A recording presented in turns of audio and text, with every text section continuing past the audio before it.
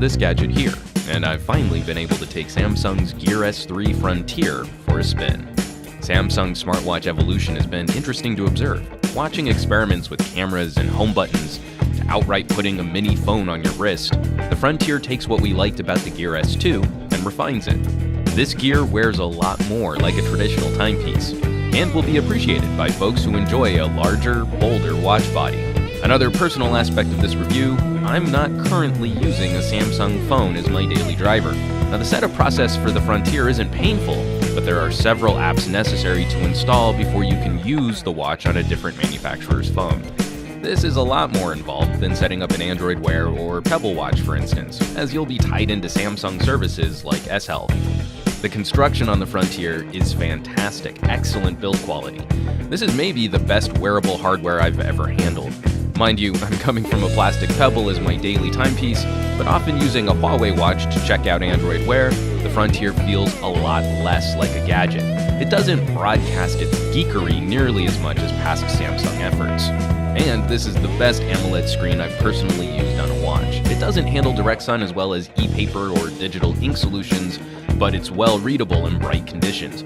It almost passes the SoCal driving test where, at an angle, reflections can still be troublesome. Though the battery-saving option of disabling the screen means you'll have to move your hand off the steering wheel to see content, but more on that later. Getting into the watch operation, 2 buttons on the side are used as a back and a home button. The latter also doubles as the app drawer shortcut when on the main watch face. The dial around the screen turns to navigate through pinned applets to the right and notifications to the left, and then the touchscreen can be used to swipe or pull down a status shade. The Gear S3 is refined, but it still very much continues the notion that a smartwatch should perform like a mini phone on your wrist. I'd prefer Samsung move to a 3-button layout, giving us a selection button. There's a tactile disconnect between using this great clicky wheel and then smudging up the screen to make a selection, or hitting these small 3-dot menus wedged to the side of a circle. The ability to navigate fully through hardware would be appreciated, maybe even disabling the touchscreen at times, like when my baby daughter gets her hands on it. The Frontier is running Tizen, Samsung's in-house software, and performance is terrific. The watch easily slides through applets and notifications. I can't recall any instances of lag or unresponsiveness, which is critical as there's a lot going on. Navigation isn't difficult, but it takes a while to program the muscle memory for where every feature, setting, and option live. Checking heart rate, for example. From the main watch face, you hit the bottom button, and click wheel to S-Health, where you touch the screen to activate. Then click wheel 5 menus over to the heart rate section, and then it'll take a reading. This is phone-grade software, and the Gear routinely rides that line between functionality and time.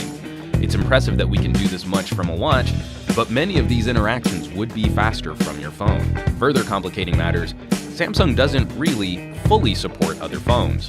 Notifications are delivered and calls are alerted, but any action or reply you take will be sent back to your phone. Want to reply to a message using speech to text?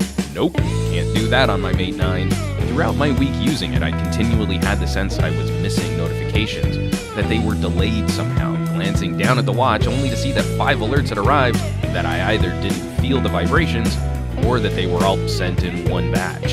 That also seemed to hold true for the Bluetooth alert. One of my biggest frustrations with Android Wear, it doesn't notify when it loses the Bluetooth connection.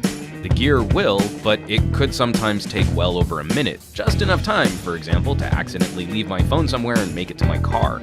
Not the most consistent leash function.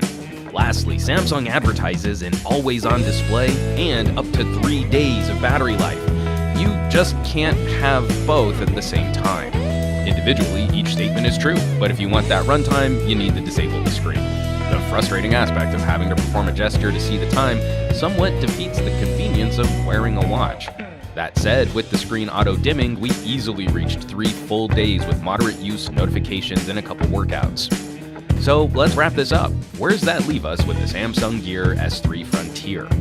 Man, I love this hardware, but the recommendation on this watch requires 2 critical issues be discussed. First, this is a tough recommendation if you don't own a Samsung phone. The experience is hamstrung when tackling notifications and calls, and you pay for features you won't get to use. For how good speech-to-text is on a cheap Pebble or Android Wear, it's a shame that Samsung couldn't really translate the Gear experience over to other devices. It's a walled garden approach I don't appreciate. Don't punish me for not owning a Samsung phone. Instead, impress me with how good this accessory is, and maybe I'll consider a Samsung phone in the future. The second issue is a little more philosophical. If your idea of what a smartwatch should be is migrating as much smartphone functionality as you can to a small screen, then the Frontier is hands down the best smartwatch on the market, full stop. However, if your idea of a smartwatch is targeting at-a-glance information in the most streamlined way possible, that a watch should complement a phone and not replace it, then the Gear can feel downright cumbersome.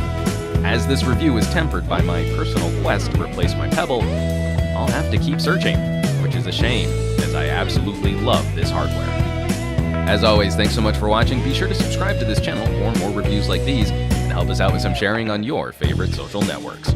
For Pocket Now, I'm Juan Carlos Bagnell, some gadget guy on Twitter and Instagram, and I will catch you all on the next review.